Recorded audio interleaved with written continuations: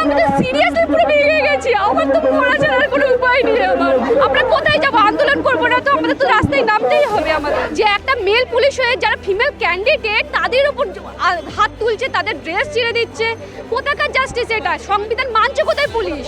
আজকে সত্যি আমার মানে পুরো পিঠ থেকে গেছে। আমার কাছে আর কোনো আমি আশা দেখতে পাচ্ছি না।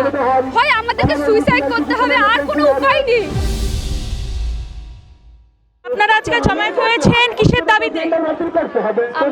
আমরা হচ্ছে ফ্রেশার্স যারা বঞ্চিত, কারণ আমাদের সাথে ইনজাস্টিস করা হয়েছে। এক্সপিরিয়েন্সদেরকে 10 নম্বর দিয়ে দেওয়ার ফলে কাট অফটা অনেকটাই বেড়ে গেছে, যেটা হয়ে গেছে 75।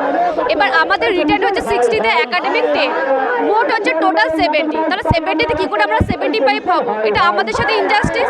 আর এক্সপিরিয়েন্সের নাম্বারটা কী রেখে দিল? আমরা যদি বিএড একটা প্রশিক্ষণ, তাহলে বিএড করার মানেটা কি হলো? আমরা যে এত লাখ টাকাতে বিএড করলাম, তার মানেটা কি? তাহলে আমাদের বাবা মারা যে কষ্ট করে আমাদেরকে এত দূর নিয়ে আসলো, তার মানে তো আর কেউ শিক্ষিত করবে না ছেলে মেয়েদের। কেন শিক্ষিত করবে? তাহলে আমরা রাস্তায় রাস্তায় নামবো, প্রত্যেকটা ছেলে মেয়ে শিক্ষিত করলে রাস্তায় রাস্তায় নামবে তাদের একটা চাকরির জন্য। ছেলে মেয়েরা কেউ স্বপ্ন দেখবে যে টিচার হওয়ার? মানে এই কি সমাজ আমরা বাস করছি, যেখানে ছেলে মেয়েরা যে স্বপ্ন দেখছে শিক্ষিত হওয়ার, যে আমরা শিক্ষক হবো, পড়াশোনা পড়াবো, কাউকে শিক্ষা দেবো, সমাজকে গড়ে তুলবো, সে তারাই আজকে আমরা রাস্তায়, তাদের সাথে ইনজাস্টিস হচ্ছে। এটা আমাদের 3 থেকে 4 নম্বর আন্দোলন। তারপরেও সরকার বলো, কমিশন বলো, কারোর টনক নড়ছে না। আমরাই চোখের জল ফেলে যাচ্ছি, আমাদের ফ্যামিলি থেকে মা বাবারাই চোখের জল ফেলছে, আর কেউ আমাদের দিকে তাকাচ্ছে না। আমরা কোথায় যাবো? আন্দোলন করবো না তো আমাদের তো রাস্তায় নামতেই হবে। আমাদের এর আগেও দেখেছি করুণাময়ীতেও আন্দোলন হয়েছে, তারপরে আপনাদেরকে নির্মমভাবে অত্যাচার করা হয়েছে, পুলিশ দ্বারা মার খাওয়ানো হয়েছে। পুলিশ শুধু মারেনি, ইভেন যারা মেল পুলিশ ছিল তারা ফিমেল পুলিশদের উপর টর্চার করেছে, ইভেন অনেকের ড্রেসও ছেড়ে দিয়েছে। এটা কোথাকার জাস্টিস? যে একটা মেল পুলিশ হয়ে যারা ফিমেল ক্যান্ডিডেট তাদের উপর হাত তুলছে, তাদের ড্রেস ছিঁড়ে দিচ্ছে, কোথাকার জাস্টিস এটা? সংবিধান মানছে কোথায় পুলিশ?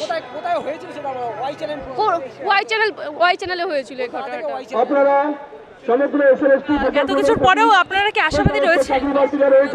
আজকে সত্যি আমার মানে পুরো পিঠ থেকে গেছে। আমার কাছে আর কোনো আমি আশা দেখতে পাচ্ছি না। হয় আমাদেরকে সুইসাইড করতে হবে, আর কোনো উপায় নেই। আমি তো সিরিয়াসলি পুরো ভেঙে গেছি। আমার তো পড়া ছাড়ার কোনো উপায় নেই। আমার কি করবো? পড়াশোনা করেছি কি করতে? একটা চাকরির জন্য। যদি সেই চাকরিটাই না পাই, তাহলে বেঁচে থেকে কি হবে আমাদের? বাবা মাকে কি জবাব দেবো যে এত শিক্ষিত করলাম, এত টাকা দিয়ে পড়াশোনা করালাম, কি করলাম তাহলে? আপনার নাম? সুমনা।